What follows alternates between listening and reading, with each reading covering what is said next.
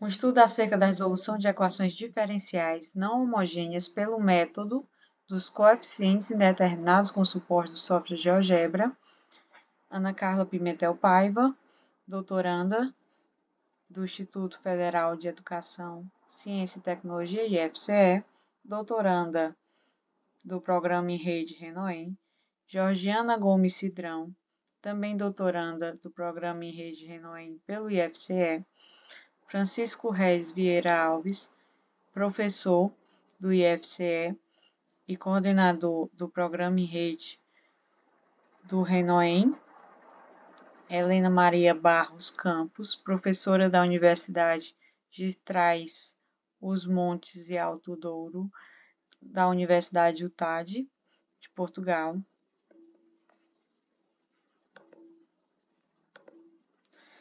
Então, esse trabalho ele trata do estudo qualitativo acerca da resolução de equações diferenciais não homogêneas pelo método dos coeficientes indeterminados, buscando desenvolver uma situação didática com o uso do software GeoGebra. Essa situação didática ela busca oferecer uma contribuição em relação à compreensão desse algoritmo, que é o método dos coeficientes indeterminados, e das soluções determinadas por esse método. A gente busca desenvolver a contribuição de modo a superar as dificuldades inerentes ao próprio conteúdo e para o desenvolvimento de uma situação didática, utilizando a metodologia de pesquisa intitulada Engenharia Didática. A nossa base teórica é a engenharia didática, que é a metodologia de pesquisa que apresenta uma estrutura que nos permite compreender o nosso fenômeno de interesse, que é o ensino das EDOs, de forma diferenciada, porque é composta por 4 fases: análises preliminares, sendo chamada também de análises prévias, análise a priori, experimentação e análise posteriori. A gente vai falar do estudo das EDOs, na verdade, uma classe das EDOs, porque é um campo epistêmico matemático muito amplo, porque EDOs tem muitas aplicações também em modelagem matemática, permite prever crescimento populacional, permite prever vários fenômenos, é bastante utilizado em diversas áreas. Áreas como essas, a gente pode citar um exemplo, a pandemia que nós tivemos, né? Foi um maior exemplo, infelizmente, que a gente pode ver o pico de mortes, a gente pode fazer várias previsões. Então, ela tem várias aplicações, então ela é muito importante, as EDOs, não só no dia a dia, mas também na própria matemática, na própria física, na própria engenharia, então ela tem esse viés. Então, a gente vai apresentar hoje 2 etapas previstas pela metodologia de pesquisa no ensino das EDOs, que são as análises prévias, que são as preliminares, que é a primeira etapa, e as análises a priori, a segunda etapa. Então, as 2 etapas consistem no estudo do objeto matemático e dos obstáculos epistemológicos. Como a gente está estudando o ensino das EDOs, a gente quer saber quais são as dificuldades que os alunos sentem em relação ao entendimento. Então, a gente vai, com base nesses obstáculos, tentar desenvolver uma situação didática e vai tentar fazer uma mediação da situação didática, né, uma forma de superar um obstáculo por meio do apoio da tecnologia. Então, o objetivo desse estudo é uma exploração adequada de softwares a fim de evitar determinados elementos que atuam como entraves em um entendimento amplo inerente a essas equações diferenciais, e desse modo a gente vai indicar e estruturar situações e problemas no GeoGebra, de modo a empregar a visualização do entendimento de propriedades qualitativas, gráfico-geométricas, não apenas a natureza algorítmica desses conceitos matemáticos. Então, a gente vai falar um pouco como é a sistematização prevista pela engenharia didática. Na primeira fase da engenharia didática, as análises prévias, o pesquisador vai determinar as dimensões que a gente vai investigar o problema. Então, a gente pode ser dimensão epistemológica, cognitiva e didática. Então, a dimensão epistemológica vai ser as características do saber matemática, a dimensão cognitiva vai abranger o público-alvo em que se quer trabalhar, e a dimensão didática vai ser o funcionamento do sistema de ensino. Nesse trabalho, a gente vai trabalhar com a dimensão epistemológica. Então, a gente vai trabalhar em referência ao campo epistêmico-matemático das equações não homogêneas e o método, né, de sua resolução dos coeficientes indeterminados. Então, a gente vai fazer a análise do saber matemático para compreender. Na segunda fase da engenharia didática, concepção e análise a priori, a gente vai elaborar e analisar a sequência de situações didáticas com a finalidade de responder às questões originais da primeira fase. Então, a gente tem que formular essas situações de modo a conceber situações que o aluno seja o construtor do conhecimento de forma, como diz a Mollow de 2007, né, fazendo a citação direta, né, desse trabalho da Mollow, de página 174, as situações problema têm que ser estruturadas de modo a permitir ao aluno agir, se expressar, refletir e evoluir por iniciativa própria, adquirindo assim novos conhecimentos. Eu peço até a citação começa aqui, tá, gente? Termina aqui. Assim, ao elaborar a situação didática, o pesquisador deve realizar uma análise matemática do objeto para que possa identificar os métodos e estratégias de resolução em cada situação, caracterizar os conhecimentos e os saberes prévios necessários para que o aluno consiga responder à situação problema. A terceira etapa seria definida como uma etapa, né, dessa metodologia em que ocorre a aplicação da sequência das situações, ou seja, o mecanismo desenvolvido, que seria para garantir os resultados práticos da análise teórica, não ocorreu, né, a experimentação. E, por fim, a posteriori validação seria o tratamento das informações obtidas por ocasião da aplicação da sequência didática. Então, a gente veria se nosso mecanismo de fato deu frutos e por que não deu frutos. Por que a gente não conseguiu superar esses obstáculos epistemológicos se não teve uma reestruturação de saber por parte do aluno, porque que ele não teve uma melhor assimilação do saber matemático, uma ressignificação do conceito. Aqui está o conteúdo matemático das equações diferenciais não homogêneas. A gente mostrou aqui o exemplo, né, de uma equação diferencial não homogênea. Se ela fosse homogênea, nosso g de x seria igual a zero. Nosso g de x é uma função contínua. Para a gente resolver, achar a solução dessa equação 1, a gente tem que começar o algoritmo de resolução considerando que a g é nula. Então, a gente vai primeiro considerar que ela é nula. Então, a gente chega nessa equação, que a gente chama de equação complementar, e ela vai desempenhar um papel importante. Por quê?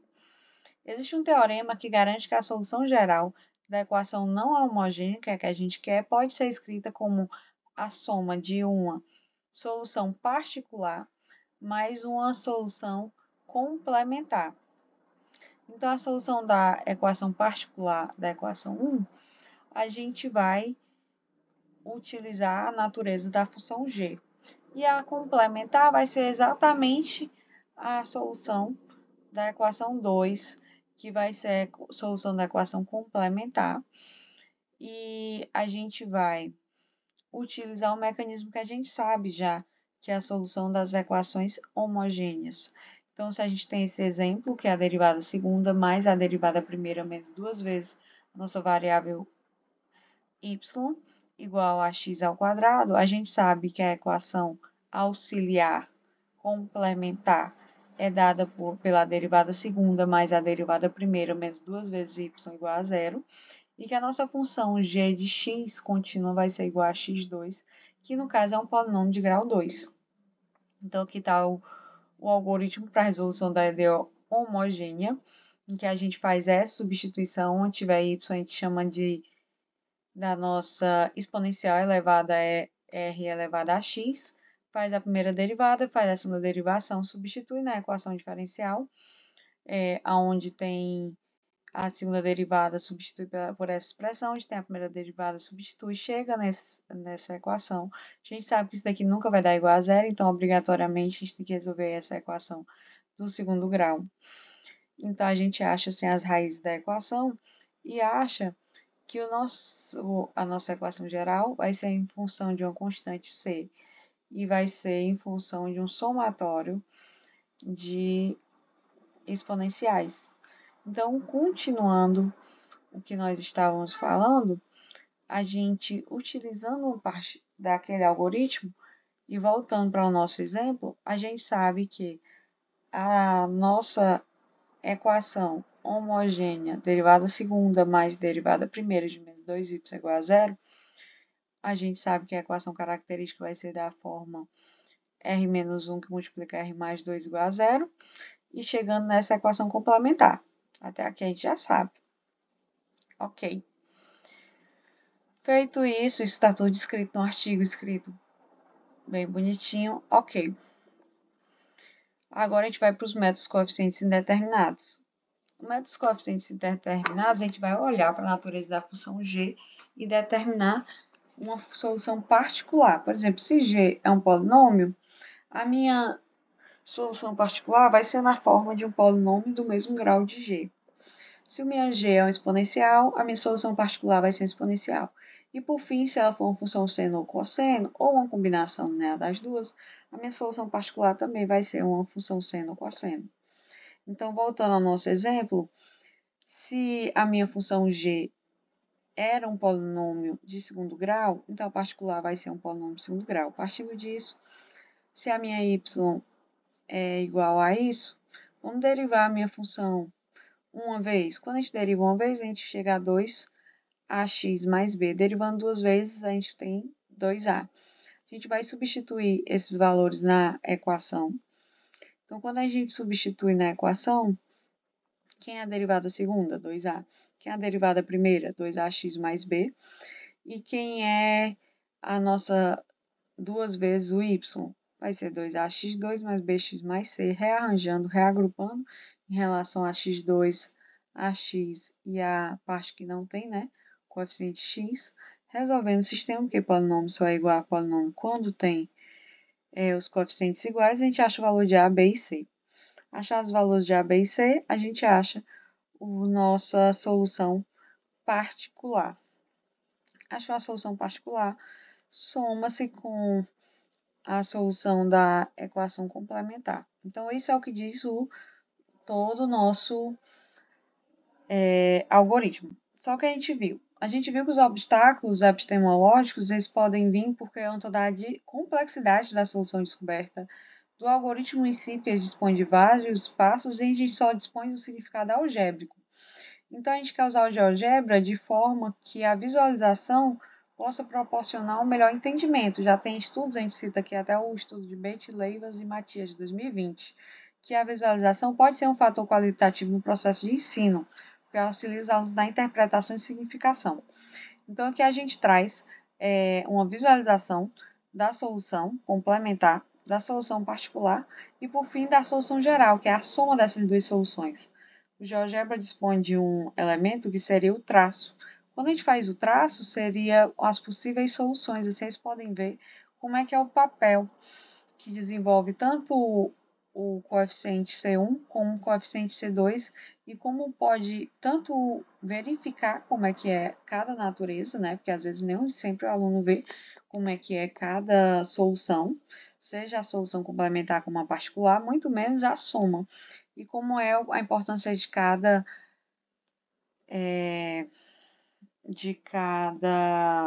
constante dessa C1 e C2, que vai dar infinitude de soluções e como elas se correlacionam.